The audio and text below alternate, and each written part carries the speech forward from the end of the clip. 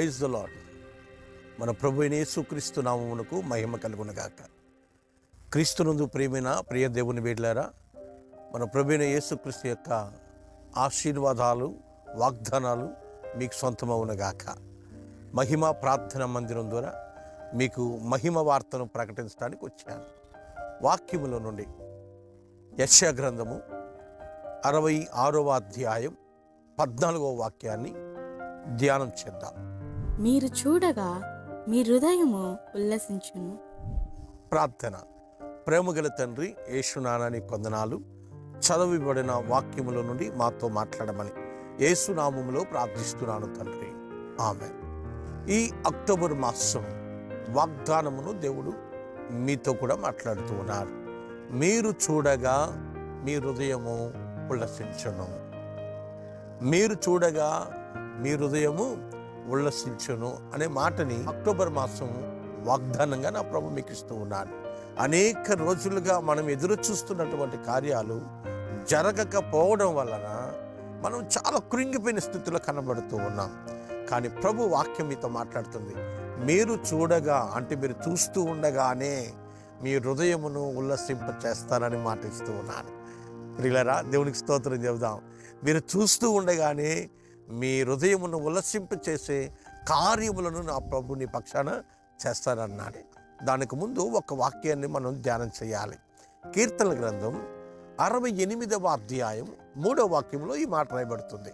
నీతిమంతులు సంతోషించుదురుగాక, వారు దేవుని సన్నిధిలో ఉల్లసించుదురుగాక, వారు మహా ఆనందము పొందుదురుగాక. నీతిమంతులు సంతోషిస్తారట, వారి హృదయము దేవుని సన్నిధిలో ఉల్లసిస్తుందట.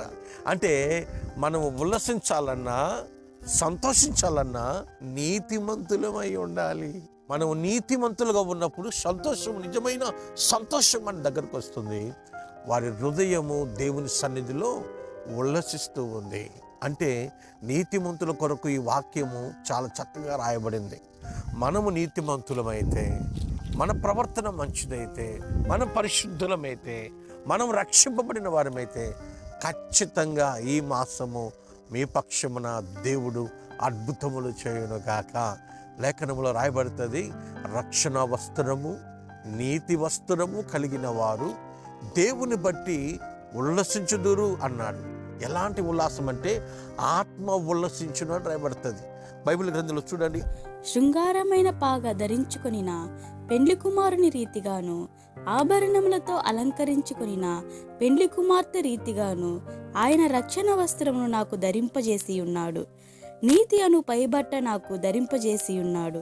కాగా యెహోవాను బట్టి మహా ఆనందముతో నేను ఆనందించుచున్నాను. నా దేవుని బట్టి నా ఆత్మ ఉల్లసించుచున్నది. దేవునికి స్తోత్రం చెప్పండి.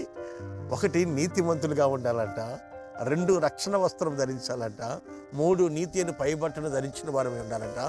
దేవుని బట్టి ఆత్మ ఉల్లసిస్తూ ఉంటుందంట. ప్రియులారా, అంటే మనము ఉల్లాసముతో ఉండాలన్నా, సంతోషంతో ఉండాలన్నా మనకు కావలసిన 3 కార్యాలు ఉన్నాయి. 1 నీతిమంతులుగా ఉండాలి, రక్షణ వస్త్రం ధరించాలి, నీతి అని పైబట్టను మనం ధరించిన వారమైతే దేవుని బట్టి మన ఆత్మ సంతోషిస్తుంది, ఉల్లసిస్తుంది. ఇట్టి సంతోషము, ఇట్టి ఉల్లాసము మనమందరం కూడా పొందుకుందాము గాక. ప్రార్థన చేసుకుందాం. పరిశుద్ధుడా, నీ కొందనాలు స్తోత్రాలు నాన్న. చదవబడినటువంటి మాటల నుండి మీరు మాట్లాడిన ప్రతి మాట వారి హృదయంలో నాటబడుటకు కృపనిచ్చి నిజమైనటువంటి ఉల్లాసం నీ బిడ్డకు అనుగ్రహింపచేయమని యేసు నామములో ప్రార్థిస్తున్నాను తండ్రి, ఆమేన్. ప్రభువైన యేసుక్రీస్తు యొక్క కృపా సమాధానం, ఆశీర్వాదములు, దీవెనలు మీకు సదాకాలం తోడి ఉండి నడిపించును గాక. ఆమేన్. God bless you.